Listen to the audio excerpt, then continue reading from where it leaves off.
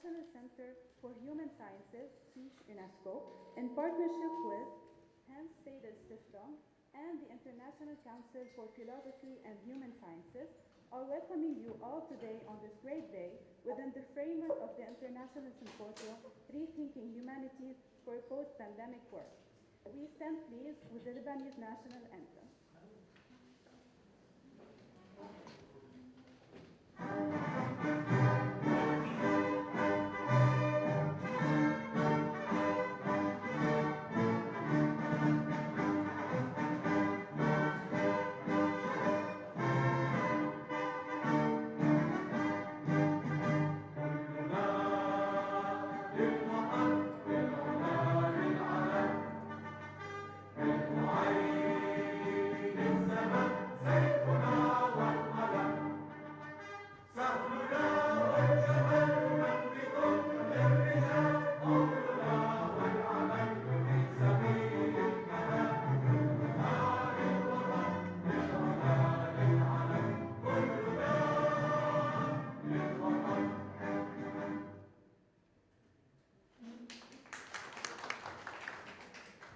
I would like to invite Dr. Darina Saliba Abi Chedid, Director of the International Center for Human Sciences, under the auspices of UNESCO, to inaugurate the opening ceremony.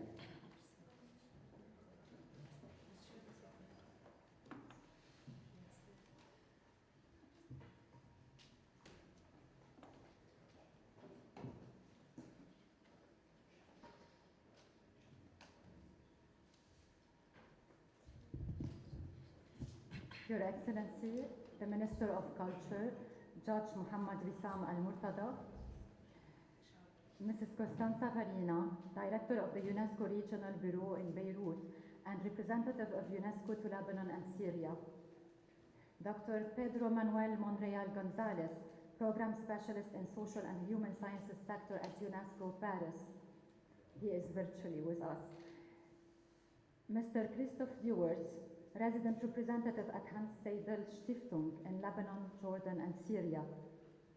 Dr. Louis Osterbeck, President of the International Council for Philosophy and Human Sciences, who is also virtually with us. Brigadier General Hassan Jouni, the Commander of Fuad Shahab Academy for Staff and Command. General George Saer, the Commander of the Lebanese Military Academy. Dr. John Crowley, Chairman and CEO of the PHGD Group. Dr. Tonya Isa, CEO and Vice Chairman of IPT Group. Dr. Layal Barakat, all of you, welcome, honorable speakers, distinguished guests, ladies and gentlemen. Good morning and welcome to the International Center for Human Sciences, UNESCO, in the city of the alphabet, Byblos, Lebanon. Thank you to each and every one of you for being here with us today. Your Excellency, thank you because you provided your patronage to this event. It is my great pleasure to welcome you all at the International Symposium on Rethinking Humanities for a Post-Pandemic World. This event that has started with a simple idea during the pandemic more than 1 year ago would not have taken place without the continuous support of our German partner, the Hans Seidel Foundation, represented by Mr. Christoph Dewars. Thank you, Christoph. I salute also our partner in Humanities, the International Center for Philosophy and Human Sciences, represented by its president, who is with us virtually, Dr. Louis Osterbeck.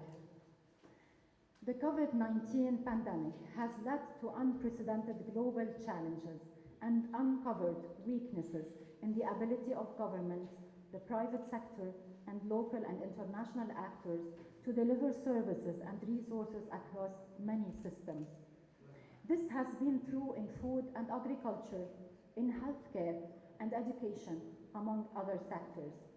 However, the pandemic also has inspired innovation in areas such as digital technology and social organization. And there are many examples of countries or communities effectively coordinating to confront this threat. At the same time, we have witnessed a forceful generosity during this crisis and incredible solidarity across countries, communities, and sectors. This crisis has showed that the world can come together when faced with enormous common challenges. The pandemic has changed our lives and the way we connect and interact with others. Lately, in September 2021, UNESCO warned that 117 million students around the world were still out of school worldwide. Our students have consequently changed. They are more familiar with online platforms and see the world at their fingertips. The COVID-19 pandemic has recognized our paralysis and collective failure to decide together for the common good in the face of an immediate and common global threat. It has taught us that a global pandemic is not simply a health crisis, but it is an economic, an education, a political, an environment crisis leading to social injustice, food insecurity, and inequalities. A global crisis creating fragilities and affecting us all. The common aspect of many of these challenges was one of humanity. The pandemic has set back human development by as much as 20 years, according to the UN Sustainable Development Goals Report 2020. Yet, it has shown how important they are and how interconnected our challenges are. We therefore need to accelerate the progress towards achieving these Sustainable Development Goals. Hence, it is fundamental to rethink humanities and to identify the means of crossing into a new world that safeguards the human. Today and tomorrow, with prominent speakers, researchers, and experts coming from all around the world, we are going to rethink humanities for a post-pandemic world, focusing on different areas and sectors: education, women and gender, public health, environmental humanities, music and arts, philosophy, democracy and diplomacy, digital innovations, and the need to protect ourselves from its unforeseen consequences. Allow me here to congratulate UNESCO for approving the recommendation document on the ethics of artificial intelligence at the General Conference. Ladies and gentlemen, let us together rethink humanities, tell its story, understand it, celebrate it.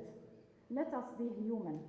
I sincerely hope you will enjoy these 2 days of exchange, debate, and networking. Thank you all for your participation.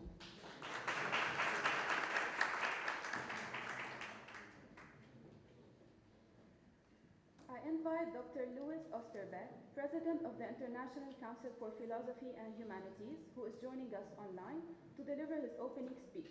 Dr. Louis, the floor is yours. We hope you can hear us and we are ready to listen to you. I can hear you very well. Thank you very much for the invitation. Do you hear me, please? Can you confirm? Okay. So, Your Excellency, Minister of Culture, Dr. Darina Abi Chedid, Director of CISH, colleagues from UNESCO, members of CISH that are in this session, colleagues of the academic community in Lebanon and the Middle East. The topic of this symposium is very relevant. The question being if there is a need to rethink the humanities today, not only from the perspective of a wider society, but from the perspective of a reflection within the humanities as well. And the fact that you have decided to connect this to the impact of the pandemic is also very logical and timely. Because we know that in the past, major epidemics normally led to significant cultural changes. This was the case of the Plague of Athens, for example, that killed Pericles and announced, in a sense, the end of the civilization of ancient Greece. This was also the Justinian's plague impact, which coincided with the first half of the Middle Ages, and particularly to the rise of Islam. This was also the case of the Black Death in Europe, which announced modernity. In all those cases, the institutional system that existed before collapsed, and new institutional framework was put up, anchored in a new set of values that were built, designed, or we would say today, co-designed with the communities. So the issue seems to be this.